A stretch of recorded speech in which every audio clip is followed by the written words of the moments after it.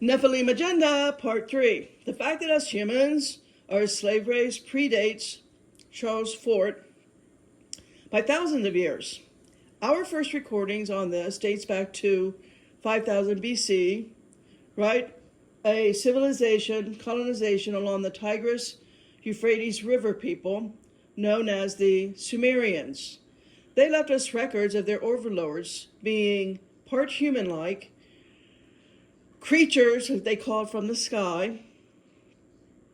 They were not just part human, but they also were part creature, part bird, part fish, part dragon, and so on.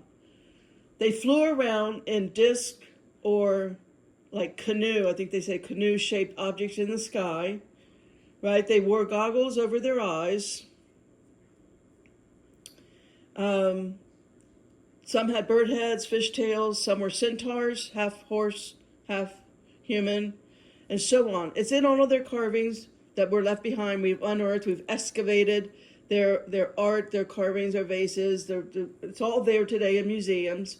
So back to the Nephilim agenda. Our custodians, the Nephilim custodians, one thing is they understand that they cannot take all of our soul and all of our spirit. They can only fragment it. They can only take pieces at a time. They cannot strip us clean because that would not leave us intelligent enough to run the planet, right? They're sleeper cells, host bodies. We have to be intelligent enough to still do our jobs, to teach kids in school, to pastor their religions, to be professors at their universities, to lead the country, to lead the governments, right? We have to maintain some order of intelligence, just a small degree. Not spiritual warfare, mind you, distraction in everyday life. But, you know, we are their host bodies. We do have to maintain a planet in some type of an orderly fashion. We got to maintain our corporations and pharmakia, right? So the gig is up. At some point in the Mazzaroth, God's cycle, God's clock, called the Mazzaroth, cycles in and new cycles begin. That's all there is to it. So now they're going to use AI. They don't really need our intelligence any longer because we've got AI. Welcome, new Atlantis. Nothing new under the sun. So the AI chips are incoming for the generation that's in the womb right now. These chips will be implanted in the womb. So there's no choice.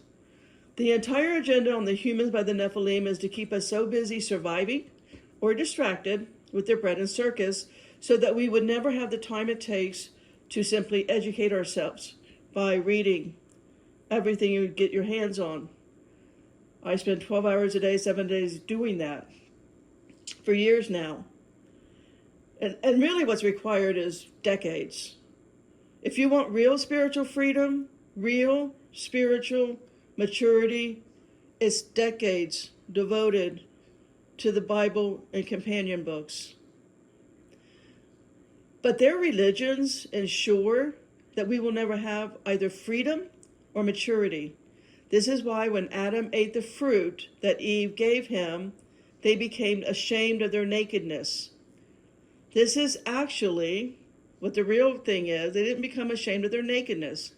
What they became ashamed of is knowledge that was lost.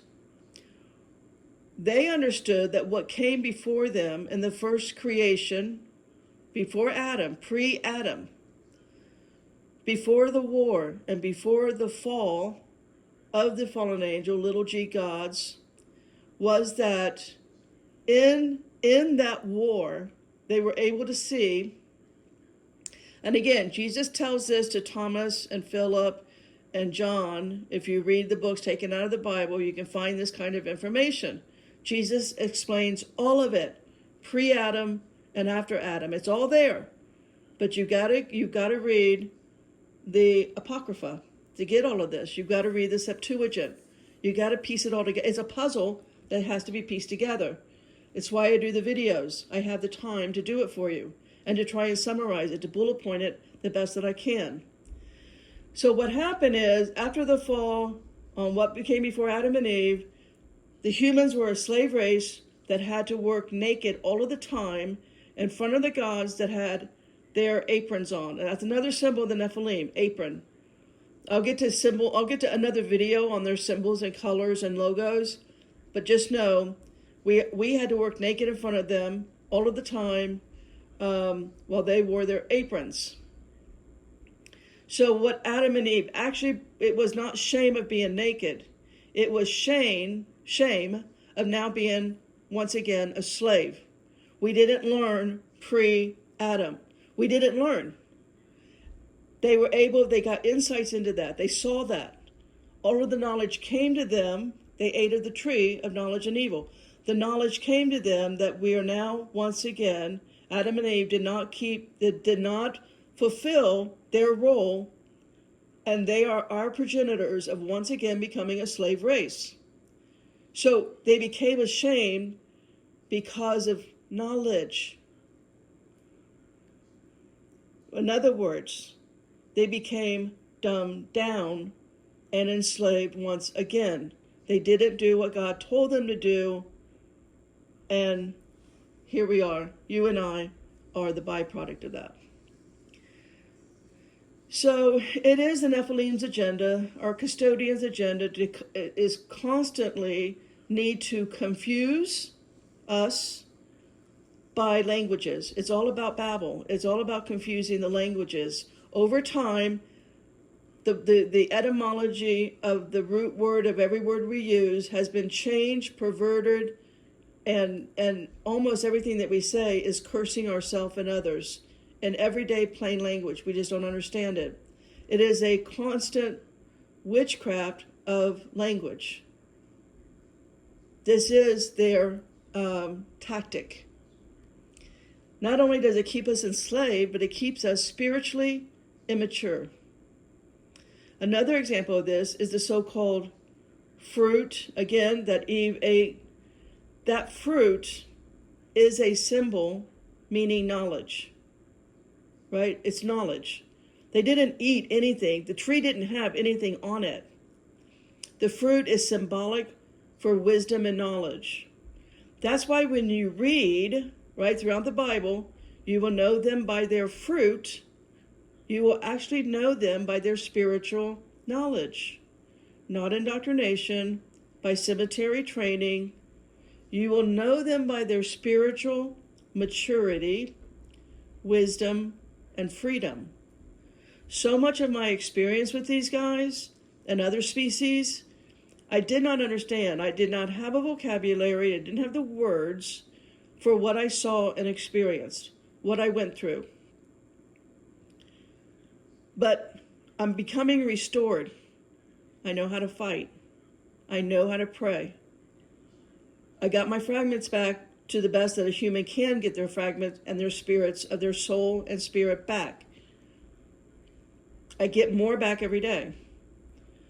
I will only be restored when I get to the Father completely. But I'm at least I have the knowledge to pray to get more fragments and where to go to get my fragments of my soul and spirit back. So I know some of the larger mysteries right now. Now I understand. I've said this in other videos. When I was staying at a friend's house in Maine, that was on a cliff overlooking the ocean, that I had two grays come into my room and dematerialize me. In other words, I understand now. It wasn't about dematerialization. It was a different way. There was consciousness transfer. I've had my consciousness taken out of my body by many times in many different ways. It's all different, depending on what creature, what alien species is doing it to you, or what ascended master, angel, is doing to you, be it fallen or holy. I've had it all the ways. I've got to experience all of that. I'm grateful for it now. I wasn't grateful back then. But in that encounter, right, they took my consciousness. I was able to go through the ocean and breathe fine because I wasn't in a body. I didn't understand that part because at first I was holding my breath. But when they took my consciousness through the ocean, to the floor of the ocean, into that city, that, as I've said other times, perfectly feng shuied city of winding sidewalks, and everything was a dome, a white dome, by the way. And I was taken in to a meeting that had like the Star Wars bar scene, many different creatures at a table, including a very good friend of mine that's a Sasquatch. And then from there, that meeting, I was taken to a clone factory and told them the eyes were not correct. But the point is, my consciousness in that city was put into a clone body. They are waiting for me. I understand that now. I understand where all my clones are. And that's why when they started burning my arm, I was able to know what clone was being burned and to go there. If you don't go to the right place and get it in time and stop it, there's legal terminology. I'm going to do a video on the celestial courts that the demons and the Nephilim are constantly in every day, accusing us and given legal right to take over us. If we don't understand that, you're not ever going to be able to protect your loved ones, your kids, your grandkids. You need to know about the celestial courts, where the demons and the Nephilim and the Raphaim enter into every single day with very specific names of who they're going to take over and why. What legal right did you give them? I'll spend some time putting that video series together so I can give you proper understanding if you would like to fight it. So the point is, the blood of the Lamb works. Your authority to use the blood of the Lamb works, but you better know their legal terminology or you won't be able to stop them. You've got to know where to go. How many places are cloned? Your house that you're sitting in right now is cloned in about 10 other locations. And you need to know where those locations are, and you need the legal terminology to stop it. And when all else fails, if the blood of the Lamb's not working quick enough, then you take the entire situation and you drop it into the living waters. Just drop it into the living waters. So, as I was writing this video, like 4 or 5 days ago, Holy Spirit made sure of several things. That in my training in spiritual warfare, I've been in for months now, really, hyper aware, right? I know when a bird is not a bird, but it's a bird sent for sorcery purposes, is looking in my window, right? I've already prayed on those kind of attacks. But today so far, I became aware of another tactic that I had never prayed about, right? Not about a clone, but before the clone situation, before the burning of my arm happened, I was writing this video, and all of a sudden I was aware that there was another consciousness, and not for the good, another consciousness had entered my little cave here, this room that I'm sitting in. I was hyper aware that another consciousness entered here. And immediately, Holy Spirit told me that was a remote viewer. I'd never once thought about it. It never once dawned on me to put in my morning prayer the blood of the Lamb on any remote viewers, not only here in 3D realm, but, my cave in second heaven, my cave in inner earth, my cave in the marine kingdom, and so on. I know where all the caves, I know where everywhere that I'm cloned. But I never thought of, have you thought of that, Betsy? Seriously, a remote viewer? So anyway, I could not have just said the blood of the Lamb on a clone. That would not cover the remote viewer, right? You have to say that. You have to call it out for what it is. See, demons have legal right to use this lack of knowledge, your ignorance, against you. It's legal. They're in courts daily getting permission. You may think of what I'm saying as sci-fi, and I'm sorry if you think that. They have legal right to take you and your family and your bloodline down for eons to come. I'm not making accusations here. It's just a simple spiritual truth that I have so far. That's it. So it's not a vague, one-size-fits-all blood of the Lamb blanket. It's not going to cover legal rights that the Dark Kingdom agents have on us humans. You must adhere to legal terms, or you cannot remove them from all the locations. Also, those locations must be named. At the very least, understand that everything on first heaven, planet Earth, everything that you see solid built on the ground is cloned and was first in second heaven, as above, so below. Period.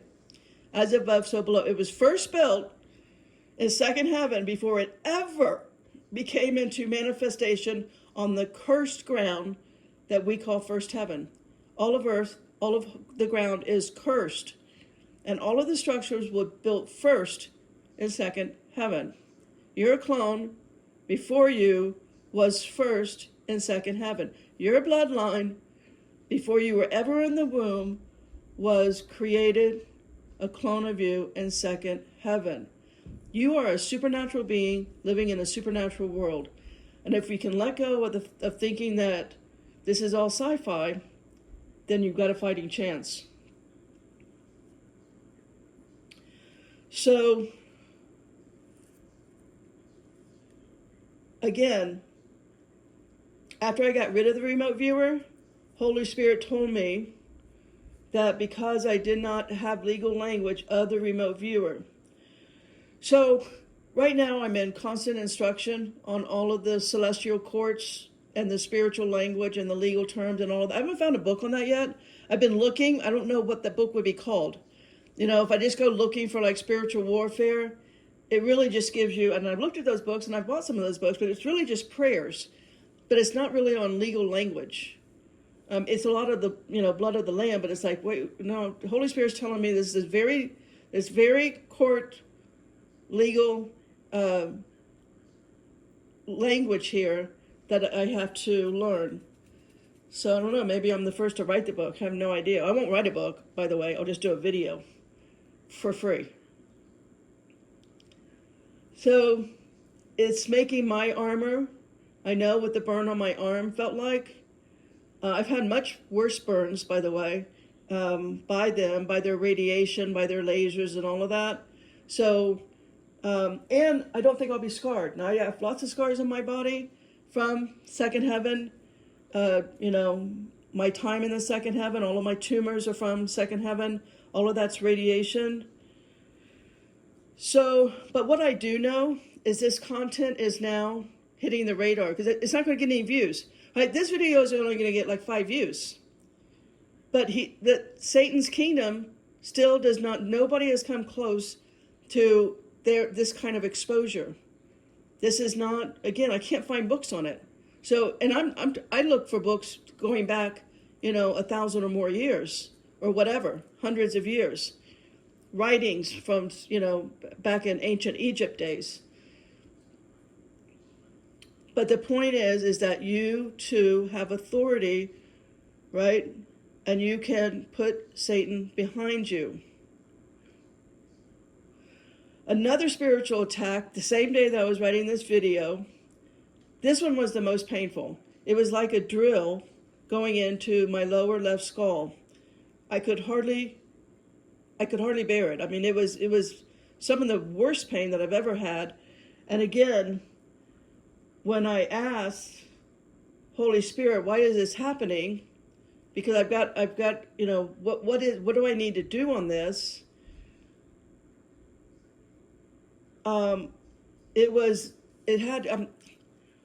It's something personal to me, so I'm not really going to expose that because you don't need to know what's personal to me. That's not going to count for you. But Holy Spirit told me what I needed to do. The point being, the end result of all of that is they were trying to put another hole, this time in my skull. So I have bone density issues. In other words, it's thinning. Holes are everywhere. But this one they wanted to physically do into my skull for a very personal reason. And Holy Spirit told me what to do, and I was able to stop that. The point is, if you're under this kind of attack, the Holy Spirit will give you the solution. Sometimes it's legal language. It's a one-size-fits-all on the legal language. And sometimes it's something very personal. But I also know that what I was given will stop this bone thing that I have going on. Right? It'll stop. This bone thing is not going to be my demise. It benefits the enemy, right? If you do not know or you do not believe that you have a clone of your house, of your office, of every single building that you go to on planet Earth, if you don't understand and if you're not praying when you're in these buildings against what's happening in these buildings, these assemblies, these gatherings, whatever it is in the second heaven, if you're not putting the blood of the Lamb on it, you're vulnerable. You're legally, the demons, the Nephilim spirits, the Raphaim spirits, all of the agents of the dark kingdom have legal rights. When you're in a place very innocently, they have legal rights to make you a host body. That can be physically, that can be soul, as a soul level, or on a spirit level.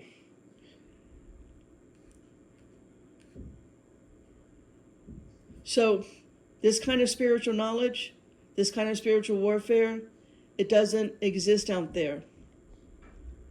But we've got to be the generation, right? You and I, Betsy, we need to be the generation that starts teaching our kids this. Because Sunday school, your church, your schools, I want to say, will AI teach it? I think AI will. I don't think AI has a side. AI is about technology and very little, there's no concern about spiritual. AI could give you all kinds of spiritual information, but as in the days of Atlantis, we chose not to go the way of spiritual knowledge. We chose tech over spiritual, right? Maturity, spiritual freedom, spiritual wisdom. We chose technology. So while we can get some of these answers, my guess is I'll never go to AI and ask, because I'm not about going the way of Atlantis did. I did do that. Back in one of my incarnations, I went the way of Atlantis. I made that mistake. I was responsible, one of the people, responsible for the fall. Potter out.